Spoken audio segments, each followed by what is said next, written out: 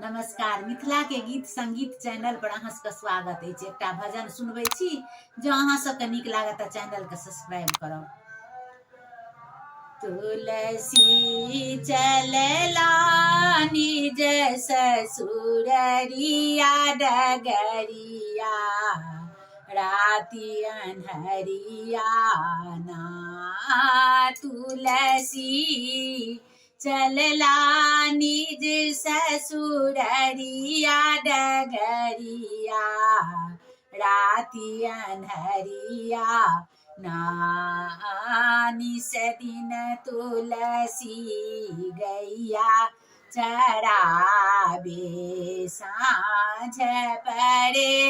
घर आबे निस दिन तुलसी गैया चराबे साँझ परे घर आबे गाय बछरुआ छोरी के तुलसी गाय बछरुआ छोरी के तुलसी चलला निज ससुररिया डगरिया राति अन्हरिया ना तुलसी चलला निज ससुररिया डगरिया राति अन्हरिया ना सावन भादव के नदिया उमरी गेल मुर्दा गेल दाई सावन भादव के नदिया उमरी गेल मुर्दा गेल दाई लकड़ी समझ के तुलसी मुर्दा के पकड़े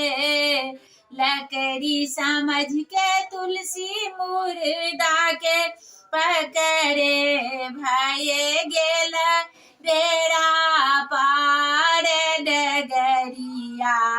राति अन्हरिया ना तुलसी चलला निज ससुररिया डगरिया राति अन्हरिया ना घूम फिर के आए पवन सुत कतहु न मिले भवन में घूम फिर के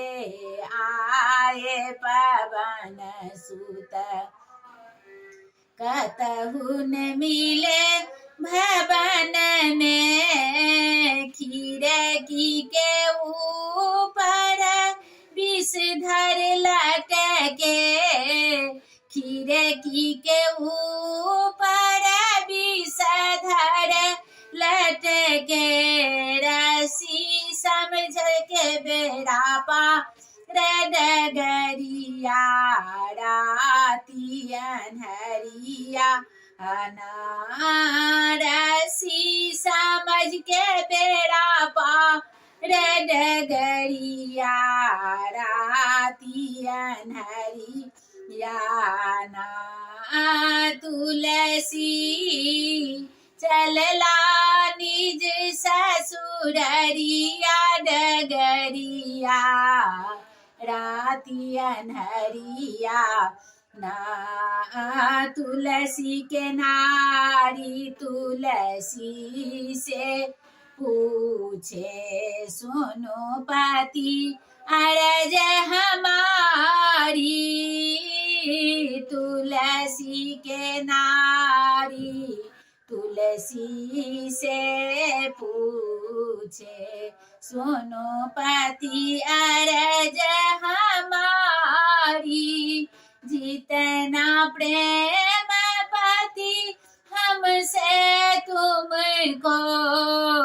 जितना प्रेम तुमको मिले तो राम रघुराई डगरिया राती अनहरिया ना तुलसी चलला